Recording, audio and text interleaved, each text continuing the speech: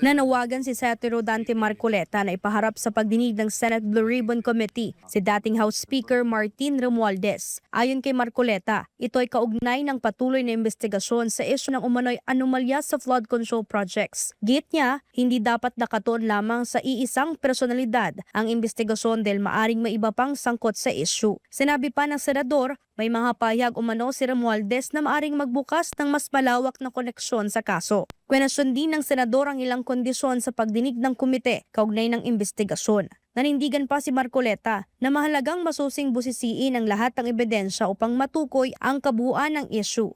Dagdag pa niya, handa siyang pumirma sa magiging committee report kung resulta ito ng kumpletong investigasyon. Nauna na ring sinabi ni Senator Ping Lacson na 2 beses nang inimbitahan si Romualdez sa pagdinig ngunit hindi ito nakadalo. Nakatakda namang ilahad ni Senator Ping Lacson sa privilege speech ang tinawag niyang Chairman's Progress Report sa flood control probe sa pagbabalik ng sesyon sa Senado sa Mayo. Magsisilbian niya itong daan para maipagpatuloy ang mga pagdinig sa isyu ng flood control. Dagdag pa niya, kapag naihain na sa plenaryo ang Chairman's Progress Report ay maaaring ibahagi sa Department of Justice at Office of the Ombudsman ang partial report kaugnay ng flood control anomaly. Para sa Diyos at sa Pilipinas kung mahal, ito si Sheena Torno, SMNI News.